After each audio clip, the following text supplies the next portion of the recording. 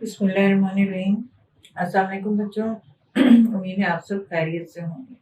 आज हम नया आर्टिकल लेकर आए हैं इस नए वीडियो में, रिफ्लेक्शन ऑफ साउंड। ठीक है ना। तो पिछले चैप्टर में भी हमने पढ़ा था रिफ्लेक्शन, याद करें वो किस सिलसिले में पढ़ा था, वो हमने पढ़ा था रिफ्लेक्शन ऑफ वाटर वेव्स। ठीक है।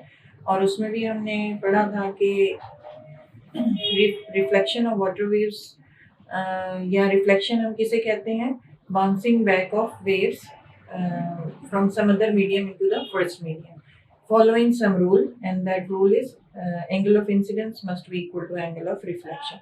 Same rules are applied here, और यहाँ पे भी reflection वही phenomena है, लेकिन it is not of water waves, it is of sound waves here. ठीक है। तो इसकी एक एक्टिविटी भी आपके बुक में दी हुई है।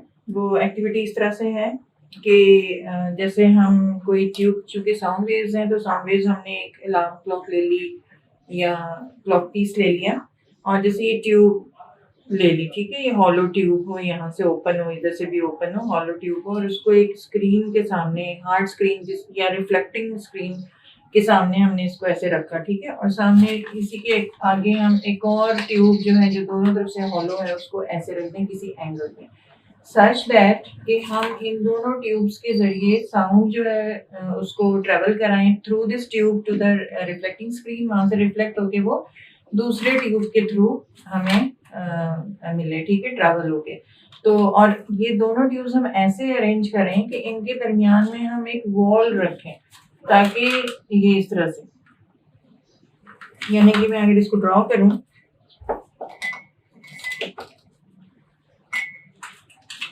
तो ये इस तरह से होगा कि ये एक ट्यूब ले लिया, ठीक है, ये एक ट्यूब ले लिया, इसके दरमियान में हम एक वॉल रख देते हैं ऐसे करके, ताकि यहाँ पे अगर हमने एक अलार्म पीस क्लॉक रखा है, उसकी साउंड अगर इसके थ्रू हम ट्रेवल करा रहे हैं तो वो यहाँ से दूसरी तरफ ना आए। ठीक है।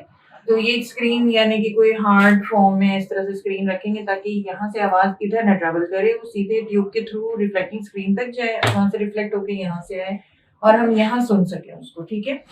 अच्छा, अब ये हमने पाया इस एक्टिविटी में कि अगर ये हमने ऐसे रखा हुआ है, ठीक है, अगर ये किसी और एंगल पे रखा है, ये वाली ट्यूब को किसी और एंगल पे रख दिया इसके मुकाबले में, तो we will not be hearing the maximum sound here.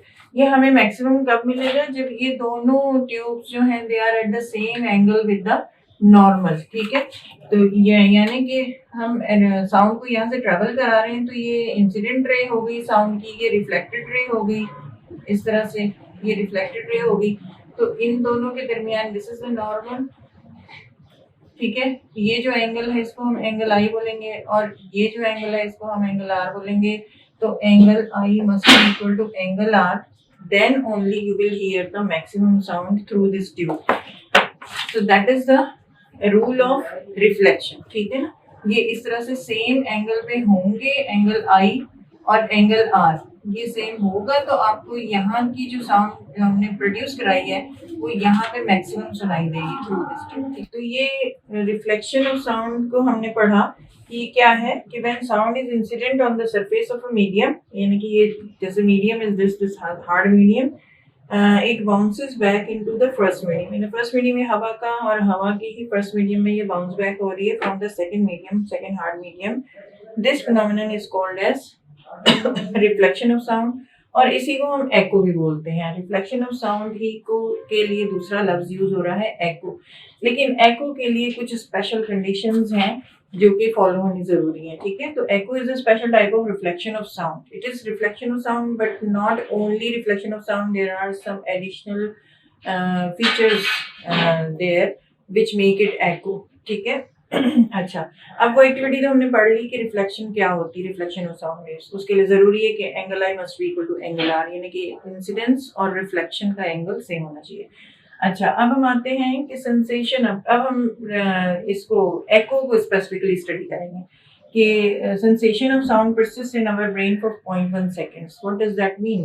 मतलब ये है कि जैसे मेरी भी आवाज़ आप तक अगर पहुंच रही है तो आपके ब्रेन में वो परसिस्ट करेगी मिनिमम टाइम 0.1 सेकंड तक, यानी कि 0.1 सेकंड से लेस टाइम में अगर मैंने कोई दूसरा लफ्ज बोल दिया तो you will not be able to distinguish that. ठीक है ना, यानी एक लफ्ज, यानी आप अगर किसी की आवाज़ क्लियरली सुन पा रहे हैं तो आपका ब्रेन उसको हर 0.1 मिनिमम 0.1 सेकेंड्स के बाद उसको it is perceiving, it is hearing। ठीक है, तो minimum time in which the sound the brain persists that sound is 0.1 second। अब echo hear करने के लिए, echo क्या है?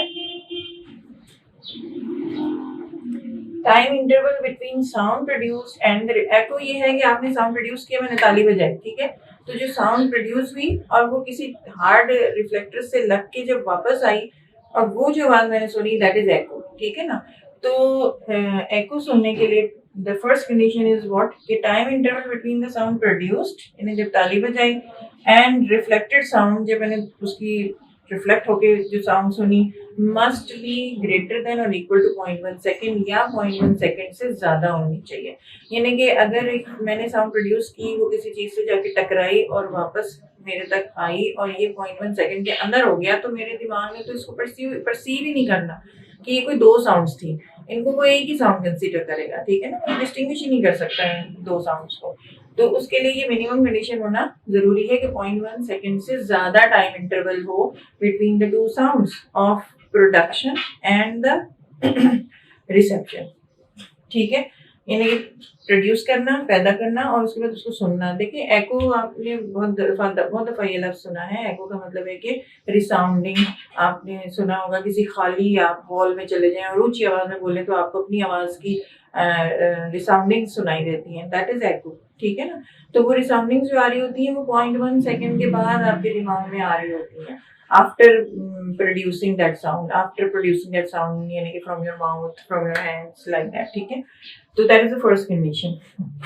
और दूसरी कंडीशन क्या है कि minimum distance to hear an echo, कि एक एको हियर करने के लिए जो मिनिमम डिस्टेंस है वो 17 मीटर है। ठीक है, ये छोटी छोटी बातें हैं, ये आपके बोर्ड एग्जाम में बहुत इंपॉर्टेंट क्वेश्चंस हैं, के लिए बहुत इंपॉर्टेंट क्वेश्चंस हैं, जैसे कि राइट द कंडीशंस फॉर एको। तो ये दो कंडीशन मैंने रेड में करके दिखाई हैं, इनको देख लें। और अब ये मैं बताने जा रही हूँ कि 17 मीटर्स क्यों है। अब यू सी कि वेलोसिटी ऑफ साउंड कितनी होती है, इट इज 340 मीटर्स पर सेकेंड। ठीक है, अब वेलोसिटी का फॉर्मूला क्या पढ़ा है हमने क्लास 9 में, डिस्टेंस ओवर टाइम हम सब ने पढ़ा है। तो डिस्टेंस इज इक्वल टू क्या हो जाएगा, v मल्टीप्लाइड बाय t, ये क्रॉस मल्टीप्लाई होकर इधर आ जाएगा, d is equal to vt।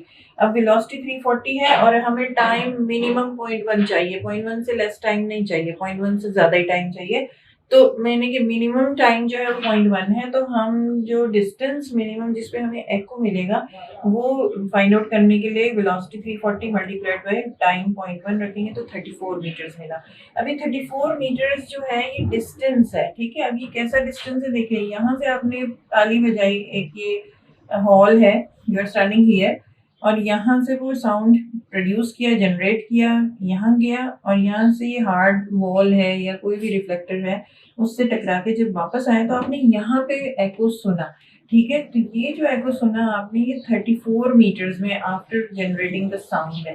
34 metre मतलब इसका ये हाफ डिस्टेंस हुआ कि जाना और आना। एको में तो sound produced has travelled twice the distance. ठीक है ना, तो इसका जो हाफ डिस्टेंस होगा ना, that is the minimum distance where if you stand you will be able to hear the echo। ठीक है, और मिनिमम डिस्टेंस उसके बाद वो जितना भी ज्यादा हो जाए आपको echo हियर होगा। ठीक है, तो that is about the echo। तो आपसे अगर ये पूछ लिया जाता है कि क्या echo रिफ्लेक्शन ऑफ साउंड ही है, तो आप कहेंगे yes but it is with some additional important special features। ठीक है, और वो स्पेशल फीचर्स आपको मेंशन करना पड़ेंगे कि ये है, क्योंकि हर रिफ्लेक्शन ऑफ साउंड में ये जरूरी नहीं है कि ये चीजें फॉलो हो रही हैं।